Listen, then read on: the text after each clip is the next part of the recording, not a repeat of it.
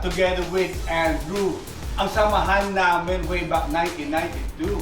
At kung sakali man, ito'y samahang ibang uri, Andrew Ing, sa Boyabunda Pastok ang bibigay. Oh! Yes! Hello kaibigan, maraming salamat at ikay dumating dito sa aming programa. At inaabangan kita dahil alam ko na pag ikay nandito, tayo nagkukwentuhan tungkol sa buhay-buhay nating dalawa. Yung naman ay magkaibigan na tayo. Eto na, and among all those years, I found somebody who gave me the freedom, who gave me the free hand.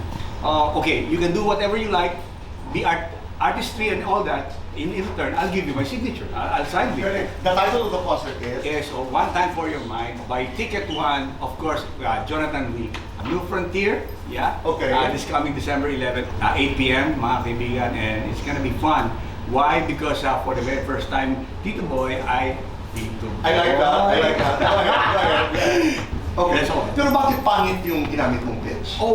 Unang dahilan would be, 80% ng lipunan ay hindi nabigyan ng kagandang lalaki na itsura. 80%. So, kasama ko dun. You know, how do you polish yourself na alam mong magaspang ka, pero pakikinisin mo sarili mo? It's impossible at that time. Okay. At that time. Okay. So, yung inspirasyon ko na tinutukoy mo would be, maniwala ka sa bit-bit mong talent at sa bit-bit mong kanta, and then later on, all the people who will be hearing it will come to you. Andrew, humanap ka ng pangit o mahirap maging pogi? Ay nako, mark ka ng pangit. Alam bang girls, banyo queen? Banyo ko yun. Sang gano, sang guwapo. Sang guwapo. Guwapong mukha o matabang utak? Matabang utak. Malakas ang dating o makapal ang mukha? In between. Kung hayop ka, ano ka, Andrew? Ang tindi mo. Kung hindi ka rapper, ano ka? White collar job artist. Artista ang pinakamaganda. At that time, Kahit ngayon ba? halos wala na akong kilala, but at that time, it was Ana Roses. Artista ang pinakapogi. Bukod sa akin, well, Ana muna, of course. Artista ang muntik ng maging girlfriend. Ana Roses. Guilty or not guilty? Nanligaw sa leading lady. I am. Guilty. I am. Guilty or not guilty? Natatakot kay Mrs. A little bit. One word, describe yourself as a rapper. Always into achievement. Lights on or lights off? Lights on. Happiness or chocolate? Happiness or chocolate? You cannot do happiness without chocolate. Best time for happiness. 4 o'clock all the time! Kung ang buhay mo ay kanta, ano ang title? Banyo Queen.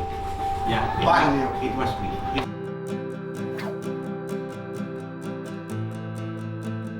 Bakit mahal na mahal ka ng industriya? Yun ang secret na gusto kong malaman sa iyo, Tito Boy.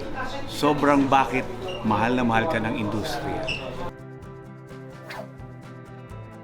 Very reminiscing, di ba? Sabi nga ni Tito Boy kanina, matagal kami nagsama, umpisa pa lang as early as 1992, nagsama na kami, nagkakilala na kami, and then this is a good friendship, and pinagpapatuloy lang namin yung nice friendship na yan, and it comes out real natural dito sa set. Kaya natutuwa ako. Tito Boy, thank you again for the invitation, and at the same time, I'm always here. Palagi, pag iniimbita mo, nandito ka agad.